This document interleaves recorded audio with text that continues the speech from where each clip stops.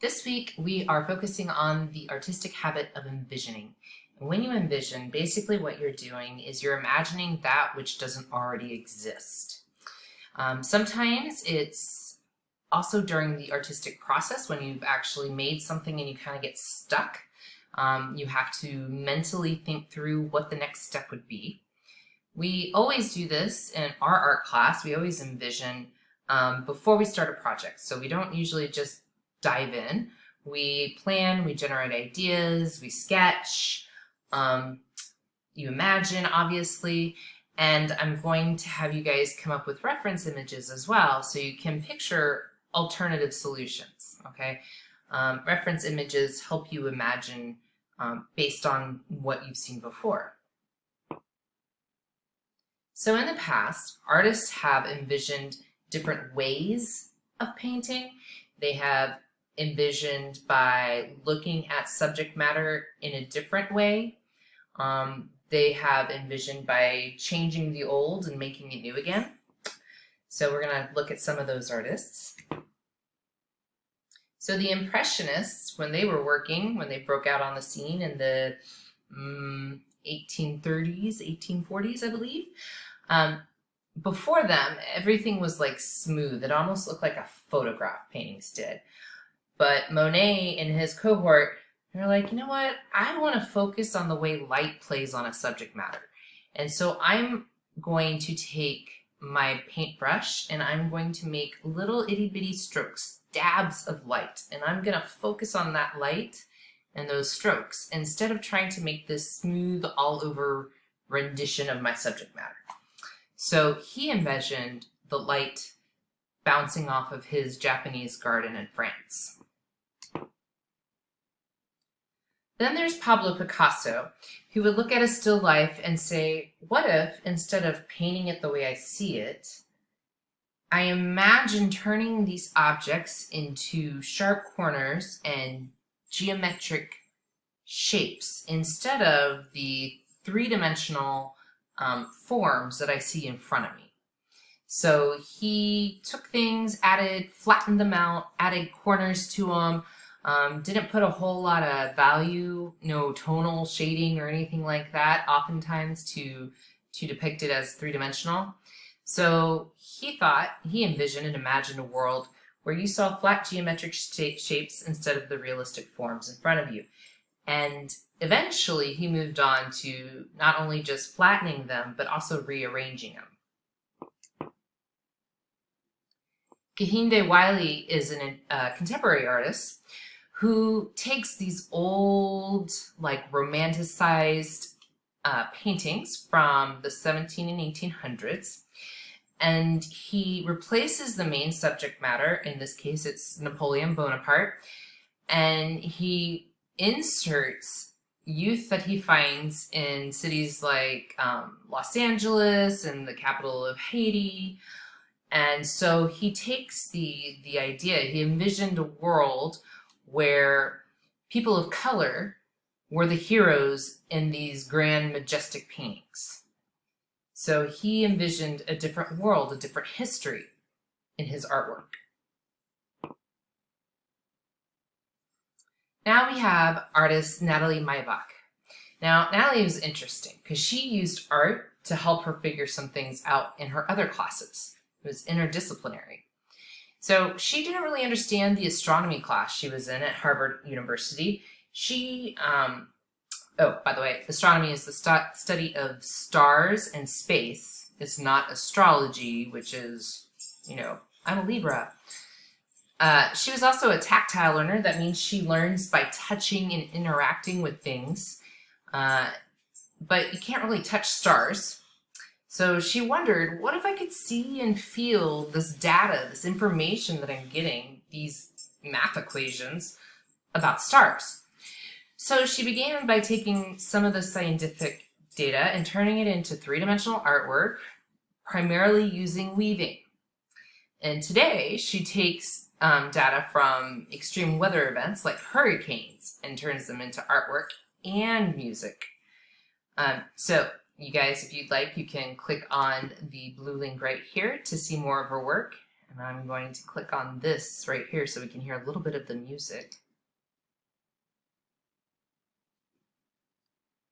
This is a cello, I believe. And they're playing inside a gallery where it's depicting her artwork.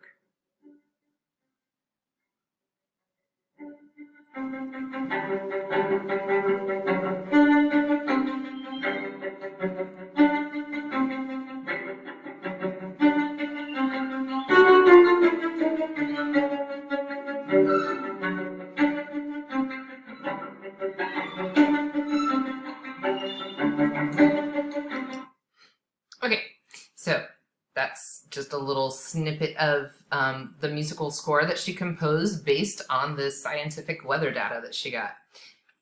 Let's go back to this.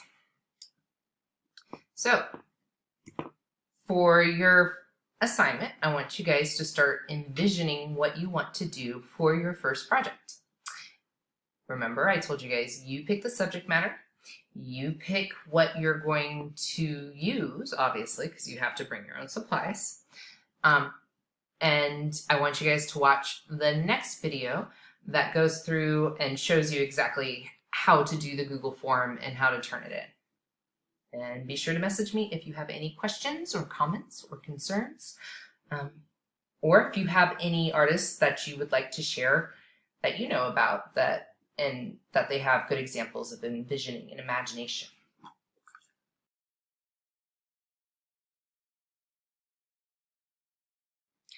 So now I'm going to go over how to actually complete your assignment this week. It is going to be a Google form. So the first thing that you need to do on your Google form is write your name. On that last assignment, there were some of you that didn't even put your name. You just put your section. Next thing you're going to do is you're going to put your section in there. I'm going to say I'm part of A2. Then down here it says, what is the theme or subject matter of your work? In other words, what is your artwork about? Now, I'm going to be doing this along with you guys, this whole process, because I don't want it to be like do as I say, not as I do kind of thing. So I'm going to be working on artwork about my mother. So my mother is the subject matter of my work, and motherhood is the theme. Okay.